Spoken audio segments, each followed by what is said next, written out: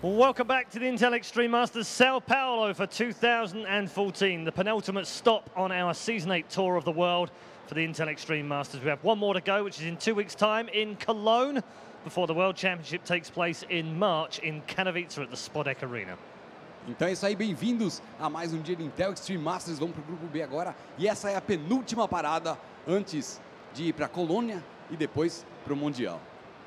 It's time now for Group B after a very interesting Group A is now done. So let's show you how Group B looks via the bracket. 4 new players into this bracket. As you can see, it's a dual tournament format.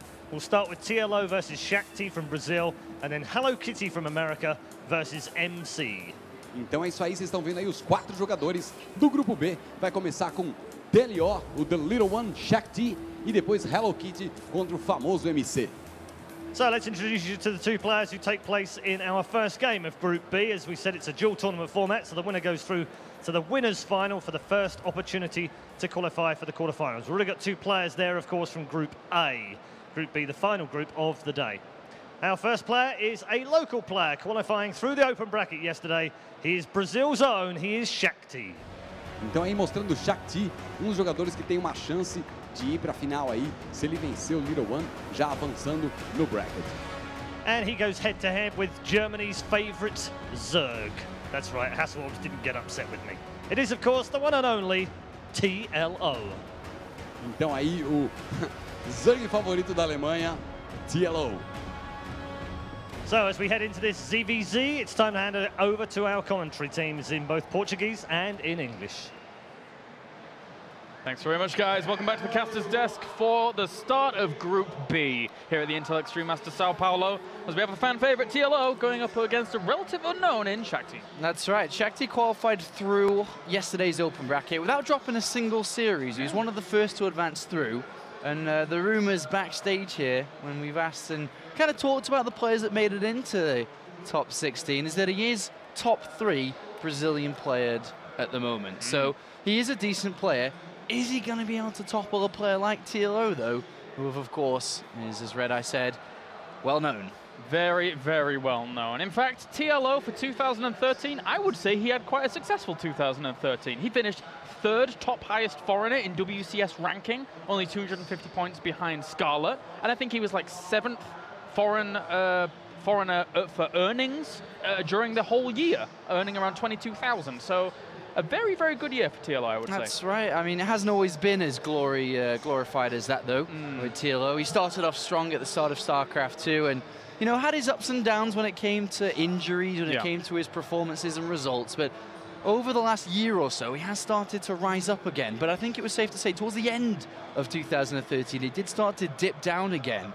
Because towards the end of 2012, beginning of last year, he was on the rise, especially with his Season 1 performance in the Premier League. But in Season 2 and 3, only making it to the round of 32, not advancing out of Premier League into the next level, was a little bit of a disappointment for him, as he was in the running to make it to BlizzCon for the first season, coming into the second one. But he goes up now against this player on screen, Shakti, as mentioned. He went undefeated, lost a single map yesterday in the open bracket, but undefeated apart from that, just 16 years of age. Unlike the majority of Brazilian players, teamless. None of them really have teams. StarCraft isn't obviously a massive game here in Brazil, but he is decently ranked. He's top 8 or top 16, I think it is, in the North American Master League.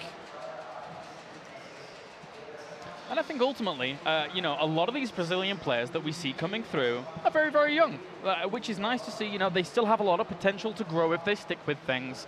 But at the same time, going up against someone like TLO here in the first series, that's a rough position to be in. It's a rough for most of these Brazilian players going into these groups. Yeah, I mean, the lovely one here, as we can see on screen, is definitely a favorite to advance from this group.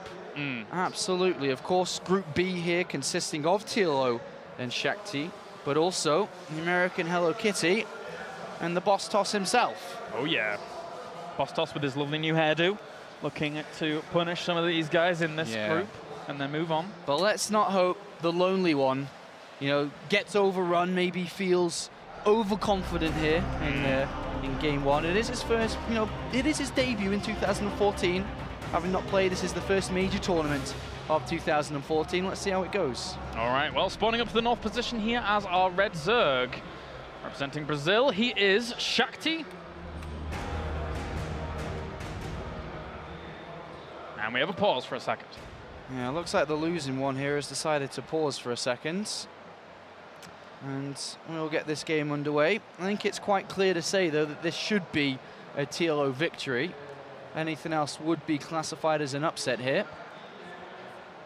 Into Extreme Master Sao Paulo. Great to see the Brazilian players, though, making an effort. Open bracket full, apart from one dropout, which allowed the CJ coach to get in there. But we'll see. We'll see if a Brazilian can take a game against one of the other players. And speaking of which, he shall be playing tomorrow, Mr. Trott from CJ Entus. But guys, obviously spawning down to the south as our blue Zerg, representing Team Liquid, it's TLO. Yeah, the lovable one here is one of a kind, I think we can say, Claris. One of a kind, you are correct. One of a kind. And, well, unfortunately, Mr. Shakti is going to have to go up against that. And I'm curious to see how he's going to play this out, because of all the games I watched yesterday from our Brazilian players, I didn't see much ZVZ. I didn't get a chance to see too much. Yeah, ZVZ's always been played out the same, really. There's been a couple adjustments here and there, but the pattern and the trends have always really stayed the same.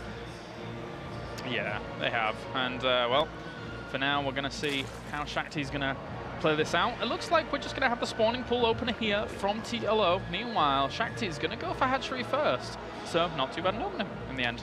Yep, hatchery first versus spawning pool first. The difference between the two of them, it's just a preference here. Obviously, going spawning pool first allows you to be safer a little bit if there was some super aggression coming out from Shakti. And I think you know, the liable one here is absolutely feeling the more confident one here. He's well known, he's on a great team, plays in the Premier League, just recently qualified actually into 2014. So he's definitely should be feeling confident, which means he shouldn't be wanting to take any risks here. He's meant to be the better player, as long as he drags the game out, because obviously the longer the game goes on, the higher chance he has to actually win the game. For example, I mean, you think about it if you're a Gold League player playing against a Bronze League player. In the first 5 minutes, sometimes anything can happen. But the longer the game goes on, the more likely you're going to be able to outplay him. And that's the way that TLO should approach this series. Yeah, you're right. He is the likely one to advance on, let's be honest about all of this. I mean, well, with the hatchery now going down at the natural, it's, you know, TLO's just going to play this out normally. He's just got out his gas on. And even, I mean, with the hatchery first, he got an opportunity to go in here and see everything with his Overlord. So good scouting from him. Yeah, good scouting. Knows exactly what he's playing against now. Knows that it was a hatchery first into spawning pool. And can just kind of, he doesn't really need to prepare for anything from this position. He knows that his opponent will have a little bit of a faster gas, faster speed than himself. But he knows that's not going to be for quite a while. Obviously, it's not even been researched yet. So there's nothing to be afraid of from this position. So, as you can see, TLO is building nothing but drones. He doesn't want to build any Zerglings to further scout. He kind of already knows what's coming. But what I suspect from him, once he gets 100 gas, he'll get himself. I doubt he would skip the Bailey Nest. That would be a little bit risky, of course, for the things I just described before. So he should just play this out from here. And as the speed approaches for his opponent, which he knows is going to be in the next 60 seconds or so, that's when we'll start to see some more deviation from TLO. But from now, it should be just drones. Yeah, he's just keeping a good eye on the front with his Overlords, positioning them well to spot any extra links that would come along. The two links here from Shakti, very standard to be able to see what's going on because he didn't get that Overlord in initially. And he sees what he needs to see, gas being mined, etc. Yeah, Shakti is still mining with 3 drones in each gas right now, and he has got the faster Bailey Nest as well. So there's an option here that with the next Overlord that pops, he may decide to start to build a bunch of Zerglings. He could also use it defensively, though. It really depends what his next couple of units are going to be, because right now, his Zergling speed is very close to finishing, so that's when he'd build the Zerglings. But with an extra gas being taken, he's going to play defensive in this game. He's not going to be aggressive. An extra gas leads me to believe that he'll look to tech to layer quite fast. And TLO not opting to get any Zerglings out himself, not yet at least, he has no information about this. And if Shakti does research the layer in a minute from his main base, he will take a little bit of a lead unless that gas isn't going to be thrown into tech. Is it going to be thrown into a higher Baneling count? And by the looks of it, with the high amount of Zerglings, yes, it is. Yeah, and he did push that Overlord on the right-hand side away, and the Zerglings are splitting up across this. TLO just spot these, now moving into the middle of the map, and he's going to get a good identification. Immediately morphs 2 Banelings. He needs probably a Spine Crawler too. This is going to be quite some aggression coming out. TLO doesn't really know. I mean, he's got a bit of a wall here, barely next and Evolution Chamber. Queens can help complete that too. He's got to be careful here. TLO is still droning. Yeah, you're right. He has to be very, very careful indeed. Evolution Chamber's just about to be added on. Shakti is hiding the Zerglings. Where are they all? Well, they're all the natural now hiding. TLO has no vision yet, and he's still kind of droning. Yeah, they've got to flood out at exactly the same time to make this as hard as possible for TLO. Obviously, he's always going to react when he sees a big blob moving across the map, but it's going to be a lot. TLO's waiting. He's got lava to use, and he's spotted all the Zerglings now. At least they weren't drones. And even bought a smidge of time there with those Zerglings that poked out, so this is going to give him good... TLO's cleaning out the creature here to make a wall. Excellent move. One Baneling's going to sit in between these buildings. I tell you, I don't think they can actually slip through there. It is a wall. Yeah. It is a wall. So this should be okay. 19 Banelings, though. Is TLO going to hold on? The Roach Warren's not too far away from finishing. It's going to be important to get the Roaches out immediately. He cancels and rebuilds it. Yeah, very, very nicely done there by him. But 19 Banelings is a lot of firepower that could break through that wall very, very quickly. And here comes that Baneling train. Where are the Zerglings to accompany it, though? He also needs those. Oh, he doesn't want to break through yet. He is waiting for those additional reinforcements, but that is allowing time for TLO to get the Roaches out here. And with the amount of Banelings that he has, and Roaches, and the Spire, as long as he holds on, he's in great shape. And these Banelings now are going to try and crash through. He's using the Zerglings to maybe break that down, but there's transfuses available. He needs to bust it down quickly, because right now he's just losing Zerglings for nothing. Yeah, and he doesn't want to use these Banelings. He doesn't want to bust through at the moment. He's decided to research layer. And obviously, if TLO just keeps on holding like he's doing, he's in great position here, obviously. Yeah. With the Spire down, he's got Roach speed coming in. He's got better tech, a better economy. I think one thing that is kind of cool from our Brazilian representative here, Shakti, is that he realized it wasn't going to work, so he tries to pull back. But it's still so much of a gas investment in these Banelings that have done nothing. And TLO is going to put the pressure on now with so many Roaches.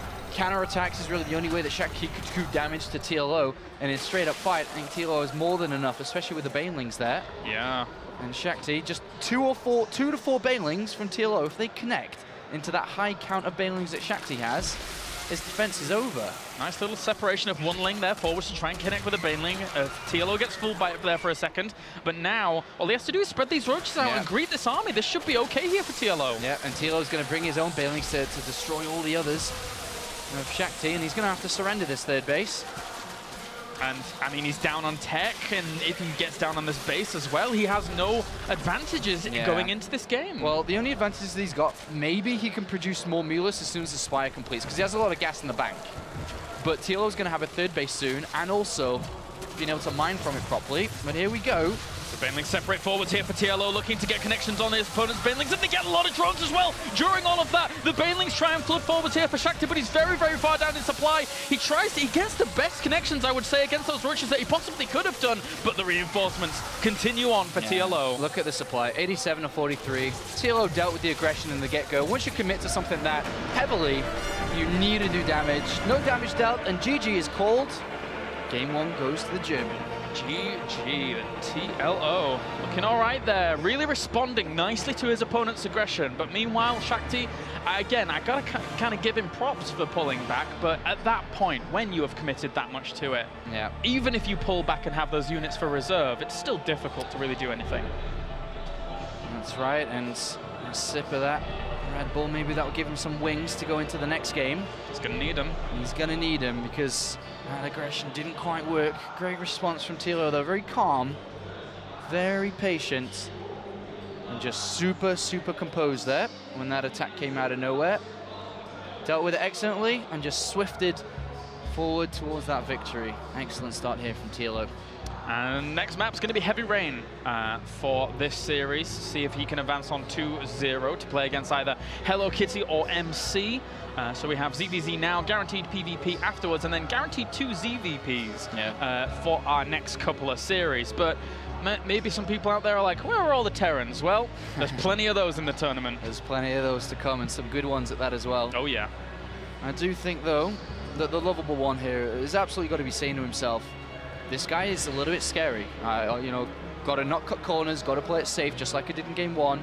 He is capable of these types of aggressions. Whether we'll see that on Heavy Rain the next map or not, as long as TLO plays the exact same game as number 1, he will be able to take this game. Looks pretty relaxed there for a second. Yeah. But you're right. I mean, all he needs to do is make sure he's very, very nicely defended early on, and then he should be looking for that victory. Yeah. As long as the lazy one just doesn't kind of let anything slip, Kalaris, then he is, you know, more than capable to take this series. Like I mentioned before, all the Brazilian players in the main part of this tournament, stage 2, the top 16, they're absolutely all underdogs when it comes to playing against the tier of players that we have here in Sao Paulo. We'll see if any upsets can occur, otherwise it will be as expected. Yeah, that's right. So guys, countdown has begun for game number 2. Heavy Rain is our map as Shakti's trying to bring it back. Or will TLO at the end of this 2-0 be the laughing one? We will have to see as we now get into game number 2. Awesome stuff. Spawning down to the bottom position here as our red Zerg. It is Shakti. And up to the north, we have our blue Zerg. Representing Team Liquid, it's TLO. I think he should know his pathway to glory, Kalaris, because if not, he would become the lost one. And you know, that's not a place I think he'd like to find himself. I don't think you want to be lost. I don't think you do. No, not in Sao Paulo. No, definitely no. That's a very true statement here, Sean. As we now get into game number 2. All right, well, I think TLO's been having a lot of fun in Sao Paulo so far. Yeah, actually, he came with me yesterday, with me in Rotterdam, when we were exploring the city with one of Rotterdam's friends. Or by proxy, Rotterdam's. It was initially Mr. Bitter's friend. Yeah. But, you know, Mr. Bitter and Rotterdam very close. They do share friends and other things. Yeah. So it was a friend by proxy. And it was a really good experience. We went around the city. We went to one of the big parks in Sao Paulo. It was very beautiful. We did take some pictures and did the touristy thing. Yeah, it was a really nice day yesterday, actually, we had. Sounds good. Watched a lot of the open bracket and then disappeared into the city. Had some Brazilian barbecue, which was absolutely fantastic. I fell in a meat coma immediately. I never ate so much meat in all my life. Rotterdam seemed used to it. This doesn't surprise me, but there you go. Well, I spent a lot of time swimming. I live in California. Swimming's been great too. Swimming's good. All right, both players here have opened up with spawning pool first. So with spawning pool first here, once again, TLO just kind of staying to his own playstyle, which is, in this series, going to be the defensive reactionary player, which he exactly was in the previous one. But what does Shakti have up his sleeve here? Obviously, same build so far, pretty much. Yeah, just grabbing himself that hatchery, and as is the luscious one. So TLO now just mirroring pretty much, although we have the gas going down here for Shakti, just to get that speed out pretty quick and nice. Yeah. I'm liking that. Yeah, I mean, it offers you so much here, but I'm looking at the large one over here, and without any other extractors taken himself, is he changing up the overall strategy or the overall style of his game here, or is he going to take it in a couple of seconds? Obviously, by the looks of it, he's not going to take one.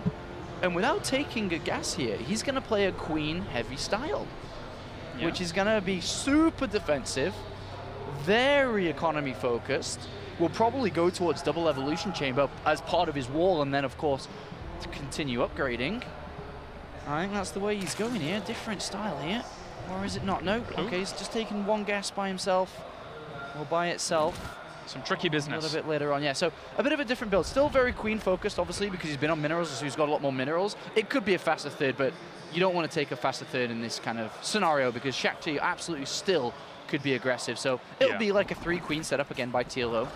Well, that's the guarantee, right? That Shakti, if anybody's going to be aggressive here in the opening stages, it's him, because he's going to have that speed out nice and early. But he's not left in gas. No, which means he cannot get the Bailey Nest down. He obviously can't afford it.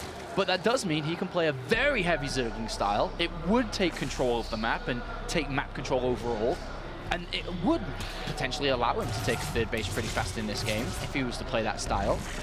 The one thing that we're seeing here is that normally in ZVZ, if you don't get an Overlord in with the Scout, you try to get the 2 Lings in, but he hasn't been able to do that. Yeah, he doesn't know what TLO's doing at all. Yeah, so that's a really good block at the ramp there initially for TLO, and he's going for a Spine Crawler, so he knows just as much as we do in terms of how defensively he would have to play because his gas was so late, and he saw his opponent's gas early. Yeah, well, TLO's still without a Baneling Nest. Should be, well, he's not even starting speed here. Zergling speed. What is he looking to do? What is he looking to do? Obviously, Leia springs to mind immediately here for TLO. Double evolution chamber, so, or 1 first. Is it going to be a second one? He's got the gas that lines up to 2 upgrades at the same time. Or is he going to try and just commit the gas to Leia and try and go for a Glue Reconstitution type of +1? It could be like a +1 attack in rush speed. I mean, there's multiple options. Right now, we're kind of stabbing in the dark. But we'll have to find out in a couple of seconds. Where on the other side of things, Shakti with 4 gases being taken, a Leia on its way. He's going to be looking most likely here towards the Spire. With all 4 gases being taken, he's going to have quite a bit of income. He'd be looking at just shy of 400 gas a minute with all 4 gases being taken. And there's going to be that window for this +1 maybe with Roaches to try and do something whilst that Spire's finishing up or Mutalists are coming out. Yeah. So is TLO's economy going to be fine for that? I think so. He's got 42 workers. Oh, he's got a great economy. Yeah. He's very well saturated across both bases. So yeah, that's the way that it looks right now, is that it will be Roach speed, as you said, research straight away. +1 attack will finish roughly the same time as Roach speed. And during that time, there is a large opportunity for TLO to take a really strong fight if we are seeing Mutalisk, which by the looks of it is going to be. There's no evolution chambers down, no Roach Warren. And as long as Shakti does get ready for that kind of sting attack, which could come out from TLO, he's not in the worst of shape, I'd say, right now. Not at all. I quite like this from Shakti, though, because, him having speed out is going to try and pressure this 3rd base. These 2 Queens are going to have to hold on for quite a while. Shakti's trying to put on the pressure. He didn't make too many Lings for this, though. I think he could have probably got the cancellation on this if he'd have made a few more, but it's by the by. He's going to try and just go for the Spire anyway. Yeah. When you play Spire like this, you have 2 different ways to play it. Very heavy Mutalisk, and then you have to complement it with Banelings to be able to deal with the Hydralisk, for example, or you switch over quite rapidly to double evolution chamber and go to Roaches of your own, and you take an economic advantage. But as we can see, Shakti's not silly, he's not a stupid player. He's smart, he can read into this game. He's got a lot of Lings being made and 3 Spine Crawls, expecting that power punch of +1 attack and Roach speed to join together. As we can see, 10 seconds on the missile attacks. Roach speed is not far away behind. It's going to help out a whole lot here, but how many Roaches are there actually here to deal with these Zerglings is the big question. They need to get in good positions. Yeah. Reinforcing one does get cut off, so it's a bit of a blow here to TLO. He right now can't really do a whole lot in terms of the aggression. But even if TLO just picks off the 3rd base, that is a victory. As a Mutalisk player, you always want to be a base ahead of a player that isn't playing it. Because obviously, if TLO's on 3 bases, that's going to allow him to get a Hydralisk pretty fast and a large count of them. So ideally, Shakti doesn't want to lose his 3rd base. And he's actually counter-attacking. Very smart there. Realizing that TLO was about to move out, which he kind of is. The counter-attack's a smart decision. Yeah, I mean, he absolutely has to, right? He has to get more Roaches over there. There are already some piling down there, but at the same time now, the Mutalists will be out. Yeah. They're going to try and defend this as heavily as possible. Now, does this buy time for TLO enough to defend against this? Doesn't want to lose his hatch, really. If he can keep the Mutalisk and just do damage to the Roaches to prevent the hatch going down, he's in great shape. And I think TLO should be able to get it if he gets more Roaches coming in. Yeah, he needs a few more. Doesn't want to lose his hatch. They're reinforcing. He might be able to get it. Doesn't want to lose his hatch. He's drawing the Mutalisks away. It's so close to actually going down, and I think he will end up falling as Shakti loses that hatchery. Yeah. TLO has to just run home. And that's a goal. That's a big, big win there for TLO. But he just needed to stop that hatch. He's limited his opponent's economy. He's got 7 spores. Does he have enough anti-air to hold off? Because obviously, if he loses his own 3rd base, then the game kind of gets reset. It's back to an equal economy, which would favor the Mutalisk player. These spores are going to finish just in time. Oh, and he has some energy for transfuses as well to keep those spores alive. So nice defense. And now TLO's got 10 drones on the way. He's got pathogen glands for the infestors. If these Mutalisks come in to harass, bam! Fungal growth. They get locked down. They get caught by the queens, caught by the spore crawlers. and a limited opportunity here to do damage with these Mutalisks as we see the Infestors now on the way. Nice position for the Mutalisks to try and do some damage at this position, but aside from that, there's not a whole lot of room. Especially if he flies over a Spore Crawler and takes a bit of damage as well there. Oh, he can't lose a single Mutalisk, otherwise he's going to be down and out. I have absolutely no idea why the Hive is being constructed right now from Shakti. Whoa. He's got no evolution chambers, he's got no upgrades for units. Ultralisk, he doesn't have enough money or upgrades for them. I'm not sure exactly what this is. Obviously, the Hive allows him to go to Vipers in this game, but what really a Viper's going to do in this regard? I mean, I don't know exactly what this is. Is it just going to be unupgraded Ultralisks? I think so. That's I mean, the only thing that makes sense. Yeah. At this moment, I'm not sure at all what this is. But so far, TLO has his Infestors out. These Mules have to be careful. They cannot harass anymore. The Zerglings are going to try and flood forwards here, maybe try and catch the Infestors. That's a nice idea from him here, as they did all zone out a lot of them, but there's still Fungals left available. Still transfuses for the Queens to keep them alive, and the Fungals keep raining down on the Mutas. Yeah, and 11 more Mulas coming out now. Realizing he's just lost quite a lot, so I'm still don't really know what the Hive is for. But still, TLO is defending well. That was a good defense there against the Zerglings. With +1 attack on Roaches, Fungal Growth, and Queens around, it's really difficult to break that player. I think that is set up defensively. I think if that attack had gone a bit better with the Zerglings and Mutas, then it would have been for something like an Ultralisk Cavern or something. But it's a little bit hard to tell here for now, as he's just sitting in a bad spot. TLO just scouted that third base and said, "Woohoo! Wee! Yeah!" Like, kind of like Mario, because he saw that there's no drones there. That's perfect for him. He knows that was the third base of his opponent. There's no drones there. His opponent's economy is weakened. TLO, ideally from this position, overall, should be sitting back, waiting to get to +2 attack. I mean, even throwing Hydros. I guess Hydros and Infestors are kind of expensive to build both on 3 bases, but just a heavy Roach Hydra combination. I mean, Roach Infestor combination, sorry, and he's in wonderful shape. Yeah, it's going to run him over, and Shakti needs to find a way back in. These Roaches trying to hunt down some drones where they can, which is very, very nice for them. Any drone kill that they can get and propel TLO on through this game is going to be fantastic. He even gets a Queen, so he's going to deny a lot of the production here from his opponent, and he's buying tons more time. Well, I think he just saw the Ultralisk Cavern on the natural, and if he didn't kind of see it properly, he definitely saw the Hive. So yeah, I think TLO can start to piece this together, but what we'll probably end up seeing is infested Terrans coming out from the Infestors with the energy now, because the Mutalisks aren't quite as dangerous. There's only 17 of them, and if he uses a couple of Fungals with Queens, I'm a little bit worried for TLO's anti-air. It's not ideal. I mean, 5 Infestors and 9 Queens, it's not too bad.